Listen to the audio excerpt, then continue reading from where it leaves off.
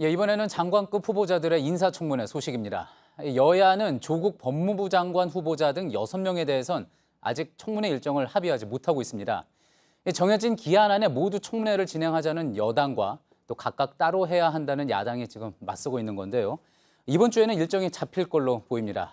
국회 출입기자와 함께 청문회 쟁점들 하나하나 좀 살펴보겠습니다.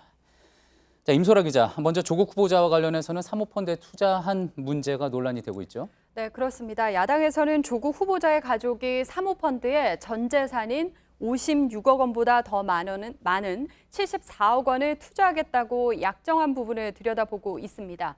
해당 사모펀드 운용사는 지난 2016년에 만들어진 신생회사인데요. 이런 회사에 거액을 맡기려 했던 배경이 의심스럽다는 겁니다. 조 후보자의 부인과 딸, 아들은 모두 10억 5천만 원을 투자했습니다. 예, 일단 공직자가 펀드에 투자하는 게 위법은 아닌 거죠. 네, 맞습니다. 직접 주식을 거래하지 않는 이 간접 투자 방식의 펀드 투자는 위법은 아닙니다. 그런데 이 사모펀드는요, 일반 공모펀드와 달라서 외부에선 투자처가 어디인지 알기 어렵습니다. 사실상 비공개로 운용이 됩니다.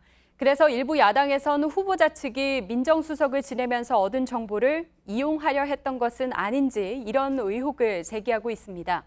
나경원 한국당 원내대표는 오늘 TF를 만들어 대응하겠다고 밝혔는데 자본시장법 위반 의혹까지 언급했습니다.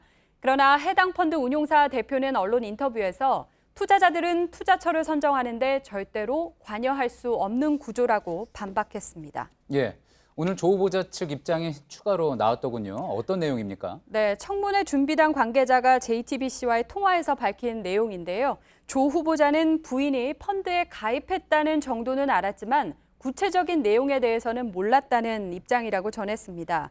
그리고 민주당 박찬대 원내대변인에 따르면 조 후보자와 통화를 했더니 모든 절차는 적법하게 이뤄졌다. 또 그간의 여러 의혹들을 설명할 수 있다. 이렇게 말했다고 합니다. 다만 후보자가 국민정서상 조금의 괴리가 있는 부분에 대해선 인정했다고 박 원내대변인이 전했습니다. 예. 자, 그러면서 야당에서는 지금 조 후보자의 산호맹 활동 이력, 그리고 또 이제 가족 간의 부동산 거래 소송 문제도 언급을 하고 있죠. 네, 맞습니다. 조 후보자는 과거 남한 사회주의 노동자 동맹, 즉 산호맹 활동에 연루돼서 유죄 판결을 받은 바 있습니다. 또 조 후보자의 아내가 동생의 전처와 부동산을 위장 거래했다는 주장도 있습니다. 야당에서 후보자가 부친의 회사가 부도가 난 뒤 가족들이 채무 42억 원을 갚지 않은 경위에 대해서도 의혹을 제기했습니다. 예, 조 후보자 측에서는 청문회에서 모든 의혹에 대해서 해명을 하겠다 밝혔으니 지켜봐야지 될 것 같습니다.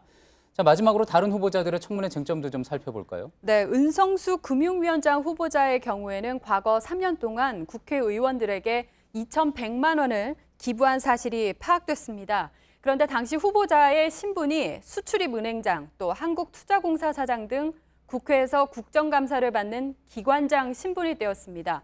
정상적인 절차를 밟아 이뤄진 기부라는 입장이라고 후보자는 설명을 했습니다만 청문회에서 쟁점이 될 것으로 보입니다. 그리고 조성욱 공정거래위원장 후보자의 경우에는 공기업 사회이사로 선임됐던 전력, 또 재벌 개혁과 관련한 정책 검증에 초점이 맞춰질 것으로 보입니다. 예, 잘 들었습니다. 임소라 기자였습니다.